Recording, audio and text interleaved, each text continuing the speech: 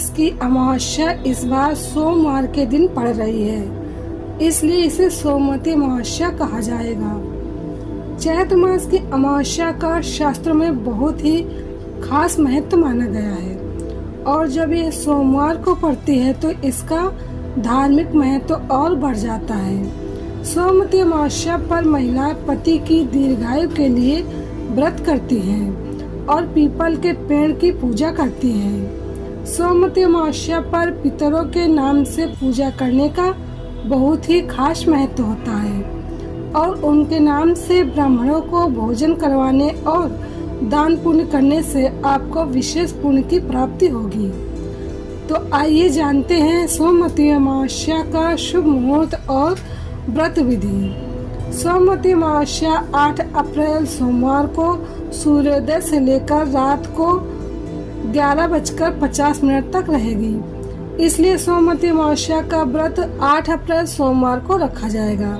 सोमवती अमावस्या के दिन अधिकांश रूप से सुहागिन महिलाएं व्रत करके भगवान शिव जी के साथ माता पार्वती जी की भी पूजा करती हैं और सुहाग की सामग्री मां पार्वती को अर्पित करके अपने अखंड सौभाग्य का आशीर्वाद मांगती हैं। मान्यता है कि इस व्रत को करने से वैवाहिक जीवन की समस्याएं दूर होती हैं और आपको आपके परिवार में सुख शांति बढ़ती है। सोमवती अमावस्या के दिन पवित्र नदी में स्नान करके दान पुण्य करने से आपको पितरों का संपूर्ण आशीर्वाद प्राप्त होता है और वे आपसे प्रसन्न होते हैं। प्रसन्न होकर आशीर्वाद देते हैं, जिससे घर में सुख समृद्धि की वृद्धि होती है। सोमवती अमावस्या के दिन सुबह जल्द स्नान करके व्रत करने का संकल्प लें और शिव मंदिर में जाकर शिवलिंग का जलाभिषेक करें। शिवलिंग को दूध और जल से स्नान करवाएं और उसके बाद अक्षत यानी कि बेलपत्र, चावल, भांग, मदार, धूप दीप, शहद नैवेद्य अर्पित करें। इसके साथ ही माता पार्वती को सिंदूर, फूल, फल, धूप दीप और सुहाग की सामग्री अर्पित करें, आरती करें और शिव चालीसा का पाठ करें। इस दिन महिलाएं पीपल के पेड़ के चारों तरफ परिक्रमा करके कच्चा सूत का धागा उस पर लपेटती हैं। इसके साथ ही भगवान से प्रार्थना करती हैं कि उनके पति की आयु की वृद्धि हो। पीपल के पेड़ पर भगवान विष्णु जी का वास होता है, इसलिए भगवान विष्णु जी की भी पूजा सोमवती अमावस्या के दिन की जाती है। इस दिन स्नान दान सर्वश्रेष्ठ माना जाता है।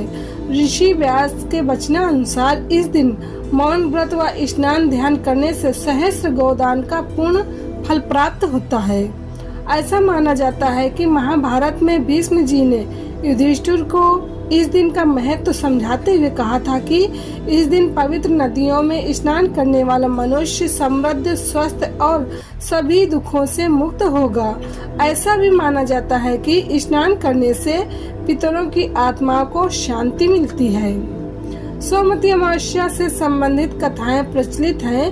परंपरा है कि सोमवती अमावस्या के दिन इस कथा को विधि पूर्वक सुना जाता है। एक गरीब ब्राह्मण परिवार था जिसमें पति पत्नी के अलावा एक पुत्री भी थी। पुत्री धीरे धीरे बड़ी होने लगी।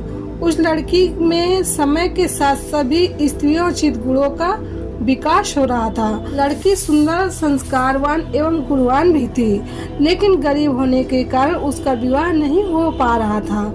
एक दिन ब्राह्मण के घर एक साधु पधारे जो कि कन्या के सेवा भाव से काफी प्रसन्न हुए। कन्या को लंबी आयु का आशीर्वाद देते हुए साधु ने कहा कि कन्या के हथेली में विवाह योग्य रेखा नहीं है। ब्राह्मण दंपति ने साधु से उपाय पूछा कि कन्या ऐसा क्या करे कि उसके हाथ में विवाह योग्य बन जाए रेखाएं। साधु ने कुछ देर विचार करने के बाद अपनी अंतर्दृष्टि से ध्यान करके बताया कि कुछ दूरी पर एक गांव में सोना नाम की धोबी जात की एक महिला अपने बेटे और बहू के साथ रहती है, जो कि बहुत ही आचार विचार और संस्कार संपन्न तथा पतिपरायण है। यदि यह कन्या उसकी सेवा करे और वो महिला उसकी शादी में अपनी मांग का सिंदूर लगा दे, उसके बाद इस कन्या का विवाह हो तो इस कन्या का वैधव्य योग मिट सकता है। साधु ने यह भी बताया कि वह महिला कहीं आती जाती नहीं है। यह बात सुनकर ब्राह्मणी ने अपनी बेटी से धोबिन की सेवा करने की बात कही। कन्या जल्दी ही उठकर सोना धोबिन के घर जाकर सफाई और अन्य सारे कार्य करके अपने घर वापस आ जाती। सोना धोबिन अपनी बहू से पूछती कि तुम तो सुबह जल्दी ही उठकर सारे काम कर लेती हो और पता भी नहीं चलता। बहू ने कहा कि माँ जी, मैंने तो सोचा था कि आप ही सुबह उठकर सारे कार्य खुद ही खत्म कर लेती हैं। मैं तो देर से उठती हूँ। इस पर दोनों सास बहू निगरानी करने लगी कि कौन है जो सुबह जल्दी ही घर का सारा कार्य करके चला जाता है। कई दिनों के बाद धोबिन ने देखा कि एक कन्या मुंह ढककर अंधेरे घर में आती है और सारे काम करने के बाद चली जाती है। जब वो जाने लगी तो सोना धोबिन उसके पैरों पर गिर पड़ी। पूछने लगी कि आप कौन हैं और इस तरह छुपकर मेरे घर की चाकरी क्यों करती हैं? तब कन्या ने साधु द्वारा कही गई सारी बात बताई। सोना धोबिन पति परायण थी, उसमें तेज था, वो तैयार हो गई।